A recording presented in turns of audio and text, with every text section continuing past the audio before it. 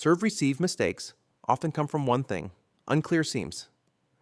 In this video, we'll break down standard seams, seam left, and seam right, and show you when to use each in serve-receive. Before we get started, don't forget to hit like and subscribe so we can keep creating more in-depth volleyball breakdowns.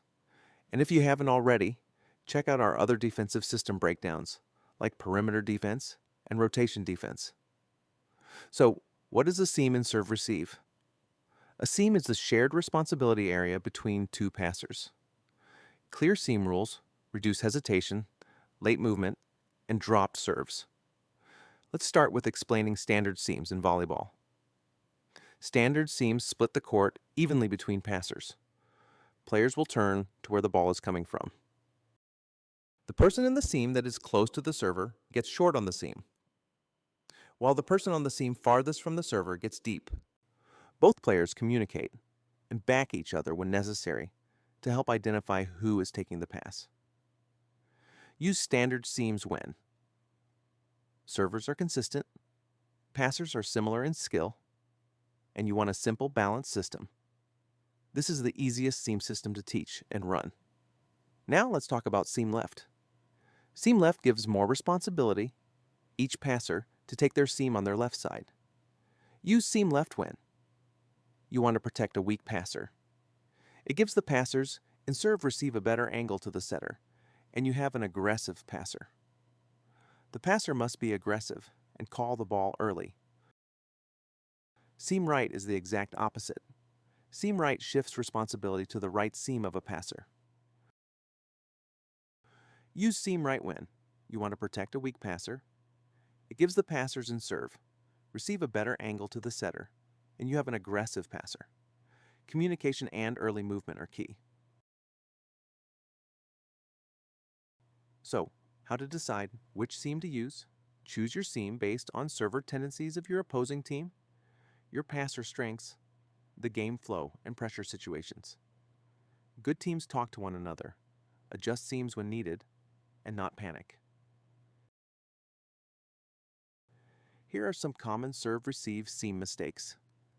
No one calling the seams, no one calling the ball, no one backing up the other passer, changing seams mid-serve, and both passers backing off.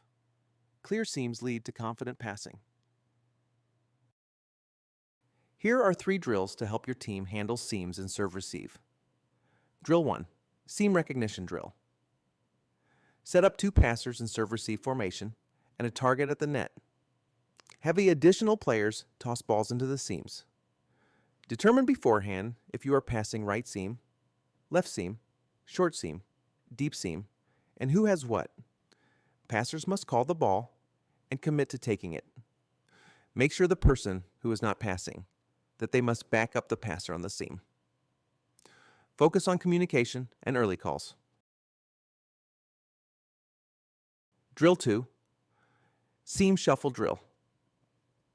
Set up your serve-receive formation with a line of passers in a designated area of the court and a target at the net. Have a player or coach serve or toss balls randomly into a specified seam in which you would like to work on. As the ball comes in, the passers shuffle laterally and adjust their platform angles to cover the seam correctly. After each pass or toss, have the next player come in for the next ball. Have them pass 5 balls each and switch. This drill emphasizes footwork, platform adjustment, and reading seams under live conditions. Drill 3, Rotating Seam Drill. Line up 3 passers and serve, receive positions. The server or tosser randomly serves balls into different seams. After 10 passes, players rotate positions, so they practice reading seams from multiple angles. This drill reinforces communication and seam responsibility under dynamic conditions.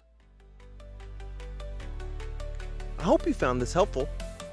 For a free download of this printable sheet for players or your own use, click on the link below and visit volleyballtools.com.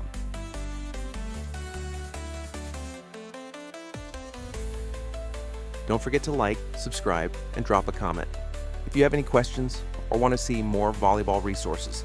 See you in the next video.